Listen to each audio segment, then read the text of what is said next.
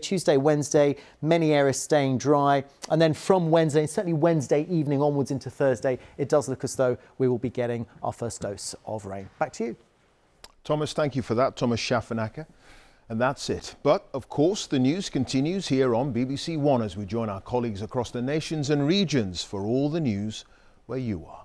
Have a very good evening. And a warm welcome to Points West at the end of another week. In our programme tonight, into the danger zone. Ex-service personnel join the rescue effort in Turkey as their charity mobilises from Wiltshire. Coordination really is what it is all about, and it's vitally important. And so the national government clearly have got primacy, and their disaster management AFAD leads the response. And often our efforts are coordinated by the United Nations, who are here as well. So yes, all about teamwork and coordination. And more volunteers fly out this weekend. Also in the programme tonight, a new podcast investigates whether a Bristol woman helped fake the death of a man wanted in America. £16 million to rejuvenate Trowbridge after some liken it to a ghost town. Looks like they're going to get flooded. And bonding through memories, the stories that help different generations connect.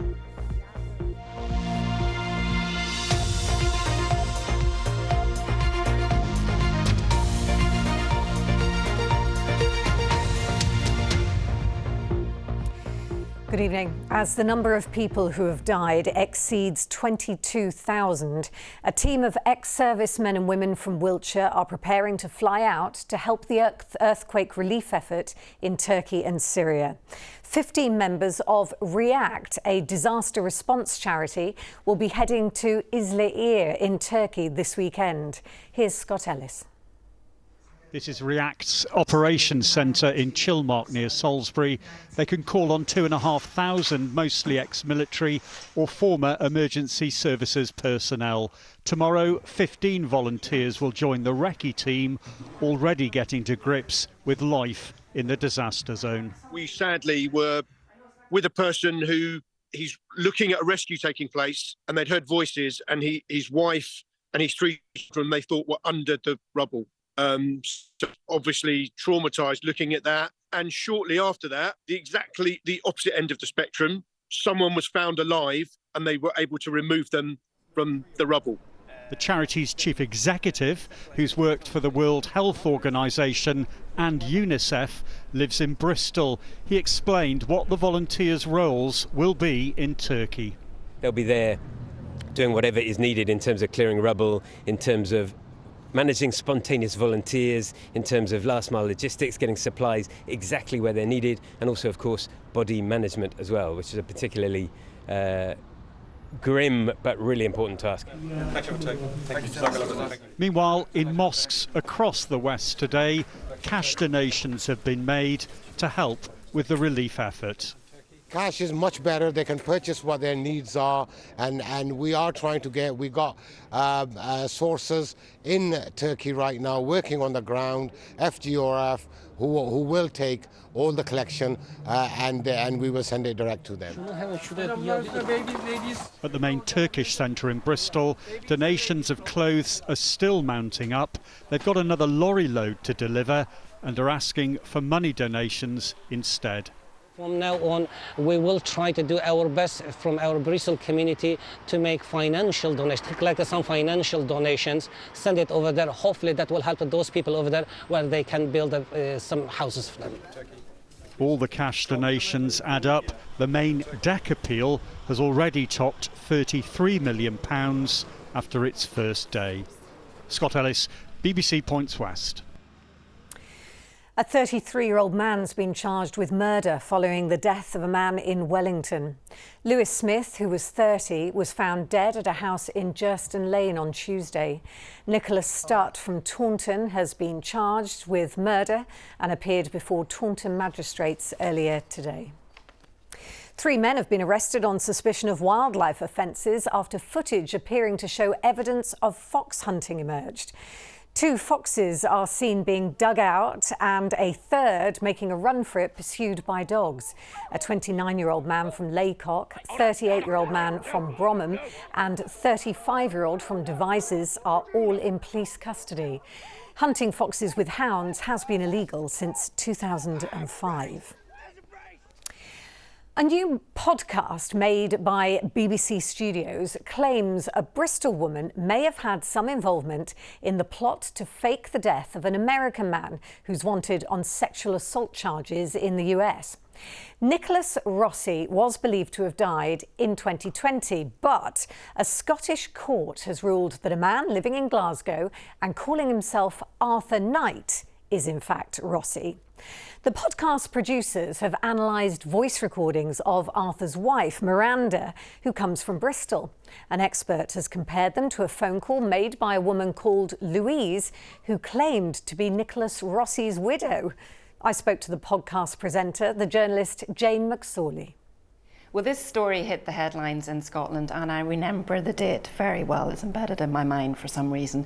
It was the 15th of January 2022, and it was a little story in the BBC Scotland website, and it was US fugitive who faked death found alive in Glasgow.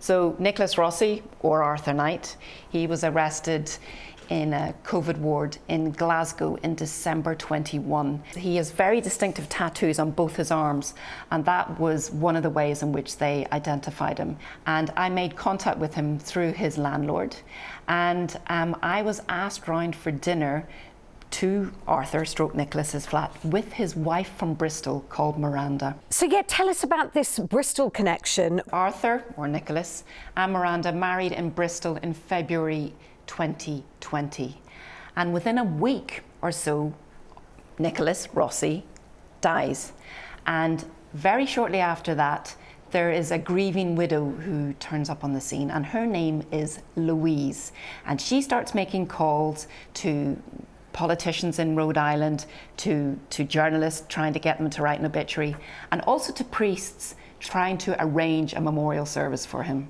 We've got some audio clips actually. Shall we just have a listen? First of all, this is Miranda Knight. We felt that perhaps, an opportunity to start in a new city would be good for us as a couple, and give us an opportunity to sort of move forward. Let's now listen to Louise, the widow from the US. So it was his first opportunity to see how, in practice, social distancing, the collection of names, obviously addresses of people that attend, etc. Basically, the priest was explaining that he had done his first funeral on Monday, the first since, obviously, the lockdown. So you think this is the same person? Yes, I do. I strongly believe this is the same person. We got a forensic voice analyst to also compare the two voices, and she said that she felt that they were the same person. Now, I should say that Arthur and Miranda Knight are saying this is absolute nonsense. It's nothing to do with us. We don't know this Nicholas Rossi. Arthur Knight, who is in prison here in Scotland, is still claiming that he is not Nicholas Rossi, that he's an innocent Irishman caught up in a terrible case of mistaken identity. And Miranda Knight from Bristol is standing by her man. It's very interesting. I've only had a chance to listen to the first of the podcasts so far, and I was completely hooked. Where can people listen to it, Jane? People can listen to it on Audible. It's a BBC Studios production. So if they go into audible.co.uk and /I am not Nicholas, and they'll get it. So it's a 9-part series, and it's gripping. And the story continues. Thank you so much. Now, it's the last chance this Sunday for adults under 50 who are not at risk to have their third COVID jab. Over the past 2 years, more than 140 million doses of the booster have been given across the country. But how are people feeling about COVID now? Andy Howard reports from a vaccination centre in Bristol. OK, can I have the first appointments to come in, please? The first one's in, taking the last chance to get their booster. If not the end of an era, this feels like a major milestone in the fight against COVID. And everyone has their own reason for being here. I'm off to Thailand in March, so just wanted to make sure that I don't get stopped at the airport for any reason. I'm a delivery driver and I meet a lot of people every day, and we have different precautions now for delivering, but I did catch it a couple of times from working. How does it feel like there now? For some people, it's still very much part of their life. I have a few customers that won't come out of the house still. We're really a mixed family, so half of us are very religiously dedicated to getting our jabs. The other half are very much against it. One of my sisters is quite ambivalent about it because of all the scares that's been going on social media. More than 17 million people have had a booster this winter, taking the total across the country to more than 144 million doses since vaccinations began. It's been amazing, really. I'm really proud of how the whole health community has got together to actually try to vaccinate the population. 2.8 million vaccines in Bristol, North Somerset and South Gloucestershire, I think. General practice has done 60% of that. Is this it? No, I don't think it is. I think this is the end of the autumn booster campaign for this year, as of Sunday. We don't know about a spring booster campaign for our very vulnerable. We're waiting to hear, but we're preparing for that. And we're fairly certain, like this year, there'll be an autumn booster campaign for people probably over the age of 50 and people who have severe health conditions or are severely immunocompromised. You know, we still need to treat it seriously, and we still need to try to think about when we boost our population going forward. Although there has been a last-minute rush to get a jab, there are still hundreds of appointments available, with the final boosters, for now at least, being given this Sunday. Andy Howard, BBC Points West in Brislington. Well, thank you for seeing out the week with us here at Points West. Still lots to come before 7, including Ian, of course, with our forecast for the weekend. Noticeably mild conditions for this time of year, at least, as we head on through the course of the weekend. Saturday afternoon liable to be up somewhere between about 10 to 12 Celsius. I'll have your forecast details later in the programme. First, though, more of today's news, and South Western Ambulance Service employees are taking part in further strike action today. Unison members arranged picket lines outside an operations centre in Filton as part of a dispute over pay and staffing. Life-threatening calls will and have been responded to, but the NHS has warned that less urgent calls may face longer waits. The county town of Wiltshire has been likened to a ghost town by some people living there. 70 shops stand empty at the centre of Trowbridge. But after a grant of £16 million from the government, a local council's working with entrepreneurs to try and reverse the town's fortunes. Here's Robin Markwell.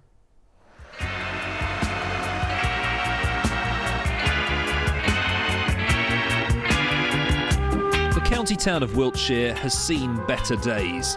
Trowbridge has no fewer than 70 empty shops. What was once the wealthiest town in the southwest, made rich on the wool trade, now feels anything but. In some of its grand old buildings, though, there are tentative signs of a recovery. It's fuelled by £16 million from the Future High Street Fund. Half of it is being spent here, on the town hall. There'll also be grants for local businesses, but is it enough? Major retail is not going to come back into town centres, and town centres have to change from being retail to more experiential offering. And our town centres already, we have a large number of coffee shops which are all doing very well, both independent and major chains. So people are coming into town to enjoy the environment and to meet up with friends, talk and have a good time. What are you planning on doing here then, Becky? So this will be converted from the big open area that it is at the moment. If retailers should be offering experiences rather than stuff you can buy online, Becky Colwill fits the brief. She's received £25,000 from the fund to help her expand her beauty business next door. It's definitely given me the boost and thinking, right, do you know what, Trowbridge does need something done to it. It's really depressing walking through the street at the moment. Do you feel a corner is being turned, that schemes like yours will help create something different? Absolutely, but more people have to go forward with it, because I think it's only a handful of us at the moment, which is a shame, because it's such a good opportunity, and people, you know, you have to put yourself out there to make a change. You can't just sit there and think, oh, that'll happen with or without me, because it won't. So if the overriding feeling in Trowbridge is one of a once mighty town now on life support, there are some who passionately believe the glory days will still come back.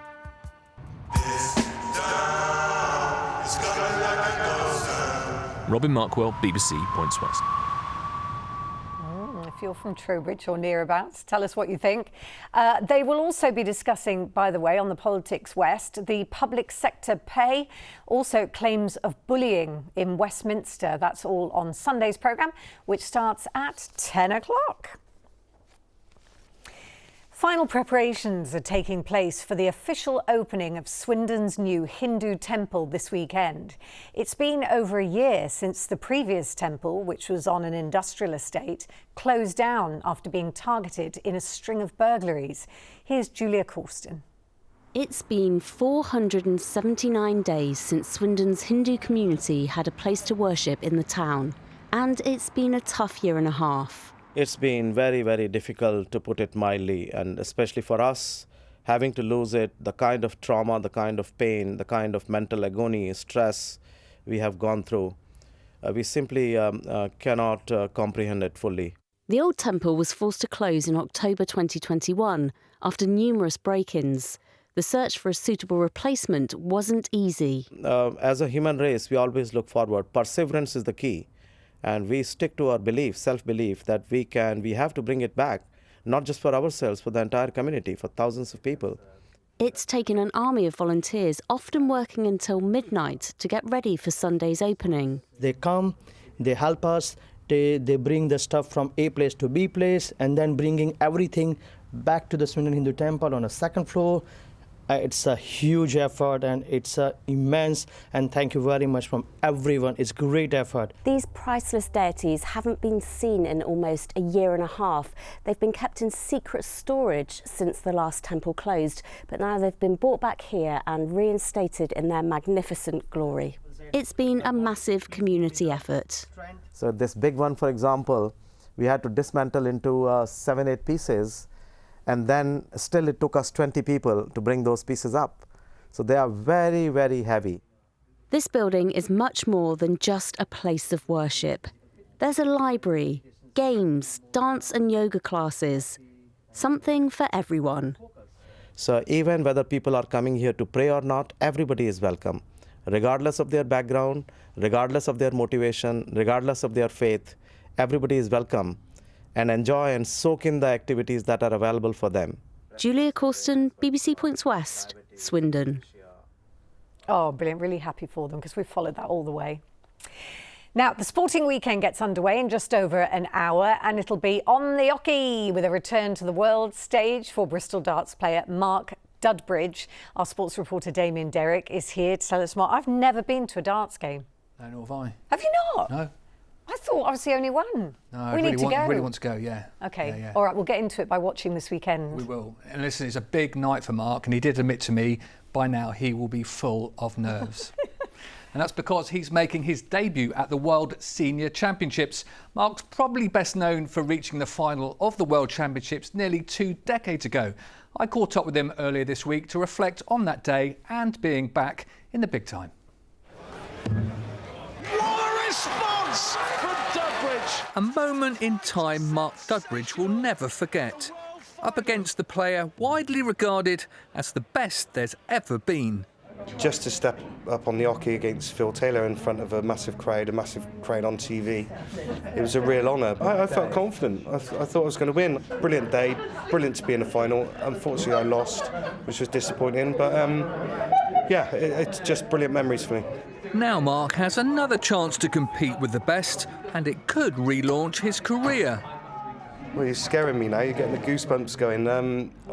I guess I forgot. It's been a long time. I am looking forward to it. I mean, in front of the cameras, the bright lights, the dartboard is beaming at you. You know, if I can hold it together, it's going to be magnificent. Mark's been playing darts for more than 3 decades, so having just turned 50, why does he still do it? It's just being competitive. It's that one-on-one, the competitive spirit. I've missed it, and for me that's what it's all about. You know, there's nowhere to hide. There's no team to get you out of the mire if you're not having a good game. You know, it's on you. It's also a chance to represent a city he loves. Oh, that's the biggest thing for me. I'm a proud Bristolian. I love our city. I think we've got a fantastic city. Yeah, hopefully it brings people together and brings Bristol together, and touch wood, I can put on a great show. And he's not short of people backing him. I think he's done a wonderful job, and to get back into, you know, professional darts and, you know, get out there again, I think he's going to do good. I'm really proud of him because I went to school with him, and we're both from the other side of town, and I think he's doing a great job. Very happy about it. He's a winner and he'll prove it. No pressure, Mark, but Bob here will be watching. Well, if you fancy joining Bob, the darts can be found on the iPlayer. Another Bristolian in action this weekend is Ellis Genge, who's been named in the England team to face Italy alongside Bears teammate Carl Sinclair. Bath's Ollie Lawrence is also included in the starting 15 in a new-look midfield. Great Britain's 4-man bobsleigh team have the chance to win the World Cup Series this weekend for the very first time. The Bath-based squad, who are already European champions, are top of the standings, level on points with Germany. The penultimate race is tomorrow, with the final runs on Sunday. All our Football League teams are playing tomorrow. In the Championship, Bristol City will be looking to extend their 8-match unbeaten run at home to Norwich. In League One, Bristol Rovers, Cheltenham and Forest Green are all looking to bounce back from defeats last weekend. And in League Two, Swindon's new coach, Jody Morris, will be hoping for his first win since taking over as his side host Doncaster at the county ground. So we need to go and play darts now. We do. Up to the Circus Tavern or Ali Pali. What a trip that would be. You decide. We'll have to take Ian. He remembers playing when he was younger, and a friend of his got a dart in the bottom. It went astray. I don't think it's meant to be there. No, I don't get any points for that. You won't get that Ali Pali, trust me. Hope not. Right, thank you very much for that, Damien. And for Ian's friend for amusing us with that story. Now, the BBC's Young Reporter competition is back for 2023, giving anyone aged between 11 and 18 a chance to share an original story with us. So, if you or someone that you know is interested, you've got until the end of March to apply. Got a story to tell? What I'm going to try and do is go to schools and educate a lot of people about it. Just because somebody's disabled doesn't mean they can't achieve something. If you're aged 11 to 18, the BBC can help you tell your story. This is the world we're being left, a world made of concrete. Tell us your story idea. Enter now at bbc.co.uk/Young Reporter competition. It could be amazing, so get your applications in or tell your friends. Now, special things can happen when the young and old get together. School children in Bristol have been making friends with the residents of a care home who've been sharing their memories of holidays and day trips. And the youngsters have been turning them into enchanting stories. Liz Beacon has been to meet them. For the past 4 weeks, these Year 5 children have been working on stories about places they've discussed with elderly friends. Some are exotic, Jamaica and the Caribbean. Others are closer to home, like a day out in Weston. My story is for somebody called Barbara, and I've really enjoyed meeting her and getting to know her. And the story is about her and her children going on a train to Weston-super-Mare and having a really nice day out with her family. My story is about the person that I was talking to going to Weston on a train, then getting an ice cream and just going to buy something, then missing the train, then getting a taxi. They've taken the ideas from some elderly neighbours. Today was all about presenting their final stories at the care home, which is just a 30-second walk away. I think they're very intelligent because they want to learn and they enjoy it. And it's enjoying it that makes learn and get on. Yeah, it's lovely. Yeah, I could live that all over again. So it's good for you to be here. new faces to look at. This is the sort of thing they would normally be doing at home with their own grandchildren. Somebody's come in, they're listening to them, they're taking an interest in them, in what they used to do, and it's been really amazing. It really has been wonderful for them. Looks like they're going to get flooded. It's brightened the day for the people who live here, and it's taught the children a thing or two as well about living with dementia, having the courage to talk to people who are a fair bit older than they are, and about how to make writing meaningful. This has really been hard-hitting for them to, first of all, develop their understanding of who they're writing for, develop their vocabulary choice, and, like I said, give it a real sense of purpose for them. This has all been so enjoyable that it's unlikely to stop here. The children want to come back, and the people who live here want to see them again. The project has given their writing a boost, but it's also seen the start of some very special friendships. Liz Beacon, BBC Points West, Bristol. Oh, nice. I hope they continue. Right, let's get the weather. Ian is here. Sorry for telling your story. That's okay. Is he all right? He's okay. Yes, he survived. Thanks, Alex. Well, with the weather fairly quiet at the moment, it's probably a good time to give a summary of expectations as we close out the rest of February and a little look towards at least the start of March. Broadly speaking, and I stress broadly speaking, it looks like high pressure is never going to be that far away, albeit by different compass points from us. Rain amounts, at least through the next couple of weeks or so, looking generally low. That doesn't rule out some rain. We're expecting some to develop probably into the mid to latter part of next week, but certainly not a super soaker. There's no sign at the moment of any cold weather of any note. Far from it. It looks generally average to slightly milder than average. Now, as we get towards the very tail end of February, and for that matter into March, this is where it gets trickier, courtesy of a phenomenon known as sudden stratospheric warming. You'll see this appearing in newspapers just lately, and I dare say it'll gather pace. Now, I explain a lot more about this in our online forecast, which you'll find if you go to bbc.co.uk weather, / weather, I should say. Type in your postcode wherever it is in the West Country. Have a look at the video there. There's a 7.5 minute video there where we talk in detail about this particular event, which is forthcoming in February. High pressure is sitting out over France at the moment. It remains locked in pretty much the same position as the weekend unfolds. So it's going to be a benign pattern, effectively a dry pattern, but likely, like today, to be prone to quite a lot of cloud around, but with some breaks at times. And all the while, with the flow coming up from the Bay of Biscay round to us, it's going to be from a mild quarter, and that will be quite noteworthy in terms of how the temperatures respond. If we fast forward through tonight, which will be prone to quite a lot of cloud around, there's quite a bit of hill fog in some areas at the moment, 4 to 6 Celsius, probably the lowest we'll see, not expecting any frost. And then tomorrow, like today, anticipate a lot of cloud, but don't rule out some breaks, some brighter spells here or there, rather randomly, I think, generally speaking. But the winds will be light, barring a few spots or patches of light rain, it will be dry. And temperatures about 10 to 12 Celsius, above average for the time of year, which will remain the case for Sunday. The dry, settled conditions continue on into the first part of next week. We are expecting some rain likely by about Wednesday. OK, I'm definitely going to look at that. Sounds very interesting, the stratospheric warming. Right, that's it from us. Have a lovely weekend. Bye-bye.